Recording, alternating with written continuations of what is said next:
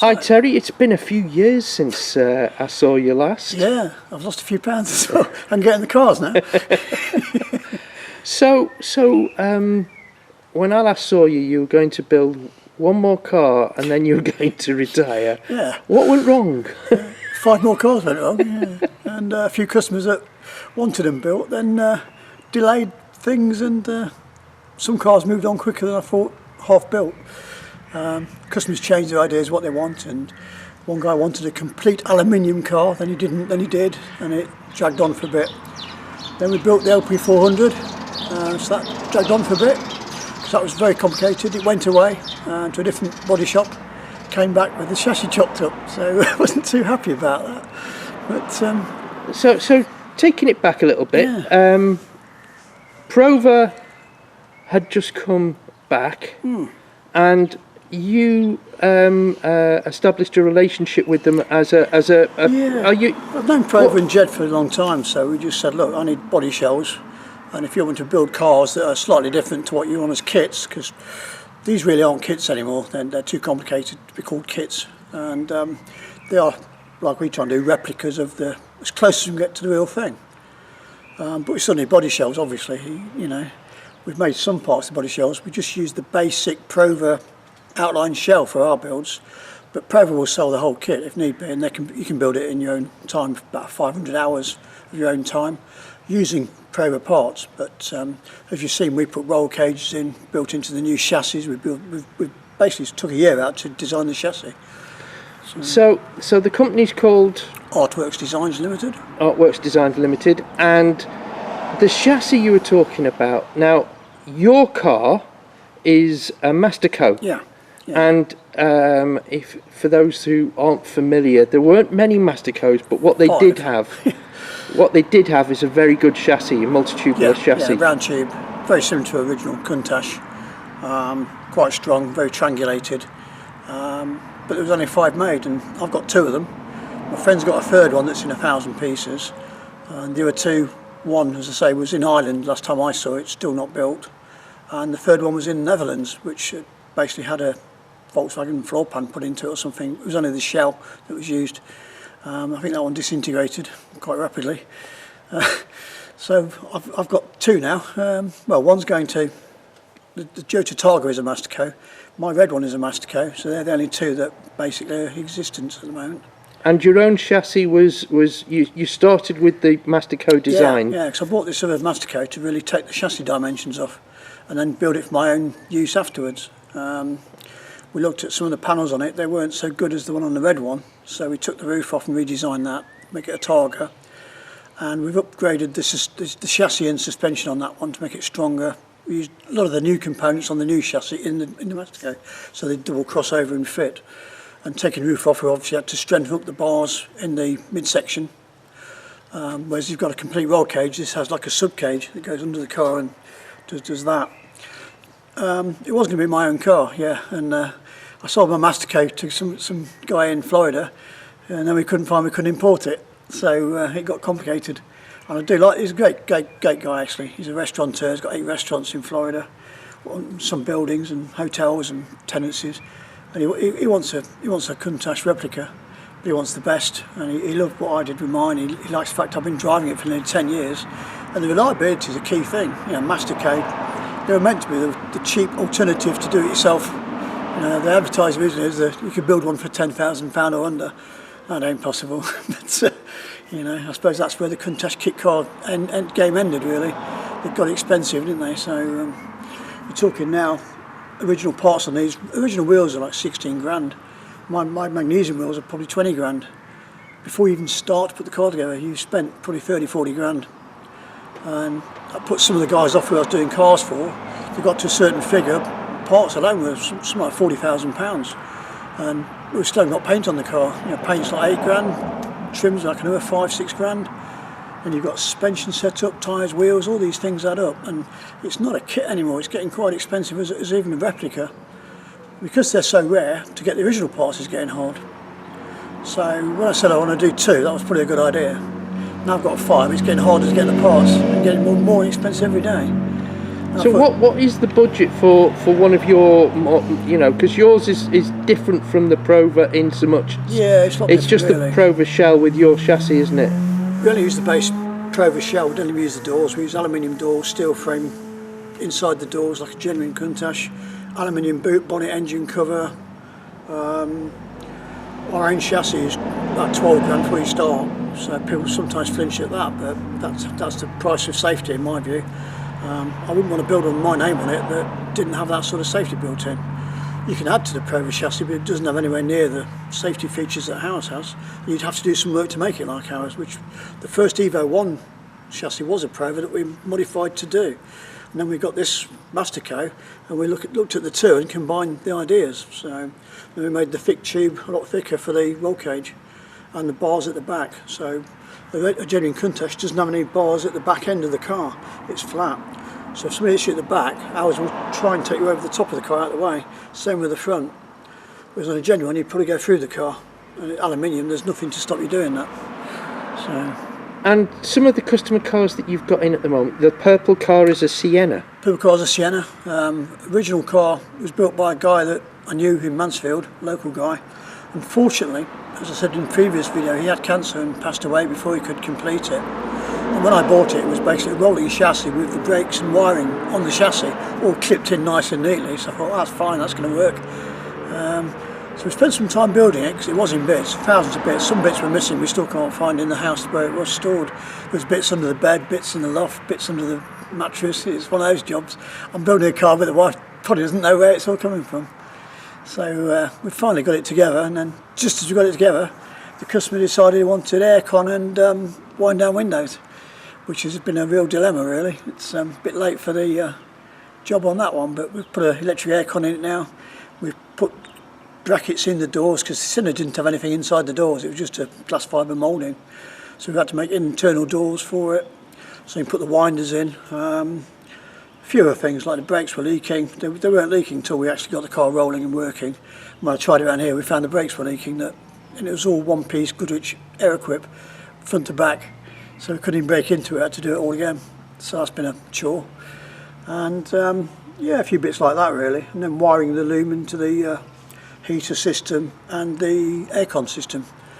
It wasn't wired very well at the front, so because it was wired to the chassis and it was already built, we couldn't put the aircon pump on the engine because there's no room. And secondly, we had to decide where we were going to put the AC in the front of the car. So we tried a Porsche condenser under the front wing, that was too big. we tried different things, and eventually we went for, basically it's a bus system that you have overhead in a bus that feeds aircon into a bus, and we found that was the best way to do it in the end. And it sits under the spare wheel part. It's all self-contained, so but it had to be wired in obviously again into the dash, so welding wires through the dashboard, feeding wiring looms in. We just about finished it now. As you saw, we drove out today. I've driven it around the block here a few times, and it does drive nicely. It starts first time, and it's going to be a nice car. And what's the engine in that now? It's basically the same as Renault Alpine V6. It's a PGV, I think they call it, Peugeot, yeah. Citroen, Volvo, whatever. But, yeah. It's a 3 litre engine, rebuilt the engine, it used to be an injection, took all the injection off and put it back to Edelbrock, Weber 4-barrel, so it's more reliable, more old school. There's no electrics to worry about on it. It starts, it goes. If there's no fuel, it don't go. It's one of those sort of cars, back to basics really. The gentleman who is having it eventually is he's an elderly guy, he's about to retire, so he just wants a car he can start and drive on the Isle of Wight basically. So he'll probably do more looking at it than driving it, I would think, but he's a tall guy like yourself. Again, it's going to struggle. It's not built for the big guys. And you've done some cars with authentic engines, shall we say? Yeah, we've got some BMW V12s, one twin turbo. They look the part. You probably do some photos to add to this monologue. It's a nice engine, it's a smooth engine. It's not the most powerful engine, but it does give a nice drive. We've also got a genuine Huracan V10 Lamborghini engine going in the next one, and that's the 6th one. I wasn't going to do any more, but there is one more. And that's going to be with your own chassis, isn't it? It's our own chassis, and again we had to widen it because the Huracan engine's quite wide. It's mostly to do with the exhaust systems and the eco stuff on it. It makes it twice as wide as the Audi engine, which a bit of a pain, but we've had to modify the chassis to suit it. So that's underway at the moment, but just hanging off the because we haven't got room for it. Just a bit busy. And if someone had, say, a Prova, they wanted building as a Prova, you know, with the... Yeah. Would you be able to do that? Or I'd rather do it with our chassis. I probably wouldn't do the Prova one. That's best as a kit and let people do it how they want to do it. I wouldn't want to do the Prova chassis, not for the fact it's not a good chassis, it is, but it needs bits added to it from my point of view. I'm very sort of engineering background based, and I've raced and rallied cars and rolled them, so I know what happens when you roll a car, and you don't want to be in one really that's not got proper roll cage in it. It's just my own thing. If I'm building cars for customers and my name's on it, I want the maximum safety you can get in a Countach. Not so easy because it's such a low car. SUVs now and things are much bigger, aren't they, than they used to be, so if something hits you, you want a bit more protection.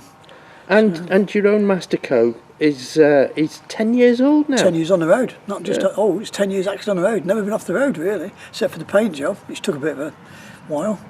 But it got repainted a couple of years back because it was getting a bit scabby, as I tell you. I used to use it daily. And I've used it in snow, rain, wind, sun, everything really. And most of your days, pull it out and drive it. That's what you want out of it really. You probably wouldn't get out of a real Countach, would you? You'd have to think about it before you warm the engine up and messed about and worried about going out on the road. And it sounds quite throaty as well. It's the TVR V8? Yeah, it's Rover block. That makes it emissions exempt as well, so there's none of the pain of MOTs. It's passed the MOT every year, no advisories. I do maintain it quite well, obviously, but it's got 5-bar link suspension on it like a genuine Countach, so a lot of it is very similar. It's all internal aluminium panelled, there's no glass fibre squeaky bits, so you can just jump in it and go, and it's reliable. That's what I wanted out of it really. Having built one before, it was glass fibre inside and outside, and it was very squeaky. I didn't really enjoy it. I regret selling it because it's a white one. Everybody wants a white one, and next two are going to be white. Obviously, she's done the white Jota. That was going to be my own car, but as I say, in the end, the customers persuaded me to sell him that one to Florida. So, because that is brand new, even though it's never been finished off. So, tell me about the Jota body kit. Well, it was basically came out as an 88.5 looking with the side strakes on it, which I hate. I just think they ruined it by putting strakes on the anniversary and the 88.5. They just ruined the belly and everything. So that one had the strakes on it, so I removed them. And I saw the Jota Countach in Japan. My friend over there, Eddie, who's got, he happened to crash it on a circuit, and I looked at it. I thought I'd rather have those skirts on it than the strakes. So I've basically copied a lot of the ideas from that car as a replication. So we've got that one sort of semblance to his car. We've got the Burgundy Senna, it's a semblance to the Mirage, not the Mirage, the Mimran one off that Patrick Mimran had in that special colour when he bought Lamborghini. So that's sort of homage to that one. We've got the yellow one, as you saw, which is sort of a homage to Marcello Gandini's car. And then this one, the QVSV, is basically an original body kit from the S Barrow split one-off car that a guy from Switzerland had built specially. A massive amount of money to be different. He wanted a Countach, he's built it, but he still wanted it to be different. So, you know, more money than sense? Maybe. But we managed to get hold of the body kit from a friend in the Netherlands because he'd taken it off and put it back to round belly. And so we bought that. At great difficulty getting it here. Just after Brexit, they decided they didn't want to send anything over a certain length in the DHL anymore. And they quoted me €3,000 to ship it. And it only cost us €1,000 to get it. So we actually went over and fetched it in the end. But we got it, and it's a one-off unicorn part of the car. And you've probably seen some of the photos of the original car. It was a beautiful car and very famous car. But as I say, the car's gone back to standard looking now. And I don't know where it even resembles if it lives in Italy or Netherlands now. It's a long story, that one. But, so we've got the exact body kit which fits on the Prova exactly. So that means to me that the Prova shell is actually very, very accurate because the body kit went straight on there. And we cut the wheel arches off, obviously, to get that kit on, because that kit came with its separate arches. So we separated all the arches, which Prova doesn't have separate arches. So that was a bit of a man-hour session for me, a few weeks sorting that out. And then putting it all back together. And then fitting the aluminium panels to that one as well. So aluminium doors, bonnet boot, engine cover. We have those all made specially for that car. And that's not an easy thing to do anymore. The skill base now is virtually gone. The old guys don't want to do it, or they've retired. You know, they want an easy life. So we can't find the skill base. The young lads don't really have the skills to do it anymore. It's weird. We offer to train some, they just look at it going out, they don't want to know. Prova's having the same problem getting parts made. We've tried a few guys up there to get parts made, and it's hard work. So whether we build any more is doubtful. People keep asking me, oh, can you build one? How much is it? How much are these? But I think after this special one for the Hurricane genuine engine, that's probably it for the Countachs. We might move to Muras or something. But I keep hearing rumours of a Mura kit coming out. It's been around for ages. It's a Parallel Designs one that Parallel had, sold off again, sold through many people, never got built because it was a very early Prova Mark 1 Mura. The shape isn't quite right. If you're going to build one, you want to build an SV with a wider back on it, or an SVJ, the Jota one. That's what the people really want. I know the P400 is one that the connoisseurs of the £1.2 million club want. That's a real one. That's because it's that one to be real. If you want to build one to look at and drive, the SV is the one to get the wider wheels and stuff. It handles better, it'll drive better. And we could build one of those really nicely into an aluminium, say Lotus chassis or something, or VX Vauxhall chassis. Then with the Toyota twin cam engine, a bit like the Stratus idea, using the Evora type Toyota engine, or even a Volvo 5-cylinder, but transverse, because the Prova was longitudinal, the Mura, which is completely wrong. It's like putting the transverse engines in these for the American Fiero ones, just wrong, isn't it? I mean, if you're going to replica, you've got to have the engine in the right orientation. So if we're going to do one, we're going to do one right, and we'll see. I've got a few years yet till I retire. That was the idea, supposed to retire, build 2 cars, but that's not happened, does it? It's got too busy. And between these 5 we've got in here, we've had a Mirage which we sorted out because it was a mess. We've had the LP400 which we built for a guy. We've also had, I think it was another one we did. I don't know what it was now. Oh, we're building another one. We're actually printing a Le Mans type one. So it's basically a Countach, but it's a Le Mans looking one. We're printing it, it's hard work. I mean, to see, I'll probably post some photos soon. We're printing the actual design of it, but the printing is taking longer to do than we actually anticipated. And it's all little panels that all just, it's like a jigsaw puzzle. It's called the Predator. It's basically, it was our own design, and a colleague of mine, a friend of mine, said we'd build it together. We haven't got the space, so he's building it at home at the moment. And we're trying to help him do that. And he's provided a few bits like steering wheels and bits and pieces he wants putting in it. So, and seats and different designs. It's like a Le Mans Countach, basically. There was a picture one years ago. I think somebody tried to build one in the States but never got around to doing it. But he's doing it, basically. So it's like a Porsche 962, but with Countach wheels and Countach front on it. But it's got the round glass like a Le Mans car, so it's a bit different. But so we're working on that at the moment in our spare time. Sorry to interrupt the video, but if you'd like to help us out by subscribing, by pressing the little bell just below the main screen there, that would really help us out. If you select the all button as well, or the all option, that means you'll be notified every time one of Neil's videos drops onto the channel. We've got big things planned for the channel, so at the moment we've got a monthly frequency in terms of new videos, but we're planning some nice little in-betweenies which are likely to be popping up very soon, so don't miss out on those. So if you subscribe, you'll be advised every time one drops. And also the little like, thumbs up button is very important to us as well, please, because not only does it mean you like it, and if you've watched it this far, I think you might like it, and it doesn't cost you anything, it's free. So if you press the thumbs up button for us, give us a thumbs up, helps our algorithm on the channel. So I don't actually know what that means, but I'm told that's quite important. So if you could do that, I'll be a happy bunny. But thank you very much for watching anyway, and thanks for doing that. When we get some, that's where we are at the moment. Keep going, building what we've got, and get the Sienna finished. The yellow one, we're waiting for a motor from the States, which went missing. Not our doing, but the customer said he paid for a 10 grand crate motor and it's gone walkabout, so he's trying to track it down. So that's stood at the moment. So after we get the Jota painted, this one's going for paint next. We wanted to see how good the paint job was on this one, then this one will get painted the same white. Probably the same here. We've tried sending the cars out and it's just not getting done. There's a lot of people around that say, yeah, you can do stuff too. We had a problem with the trim. We've tried 3 guys with trim. And the 400 one took 1 year to do one seat. It was too long. You know, we can't wait that long. That's delaying the car being built. So we've got the greatest trimmers now called Awesome Auto Trim down at Peterborough. We've got the paint guy who did the Sienna and my Aston Martin, so I've got previous with him, he's done good jobs. We've got me prepping it and building the thing in the first place to the level I can see. Then we get them in to say, right, extra pair of eyes, you tell me what's wrong. So we spend another week on it, because I'm not a paint guy. And you post your builds on internet as well. Post them mainly for the clients to follow. It's quite good because they give feedback and they get involved with all the. So where can fans see those? Well, they're all on my Facebook page, on Artworkz Designs on Facebook. So Artworkz Designs Facebook page. Facebook page or Countach Lamborghini one on what's the other one? YouTube?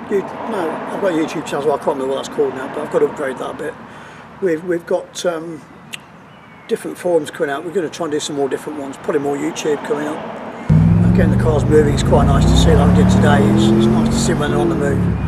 You know, it's great seeing static photos of all different cars, but when you see them move, it's something else.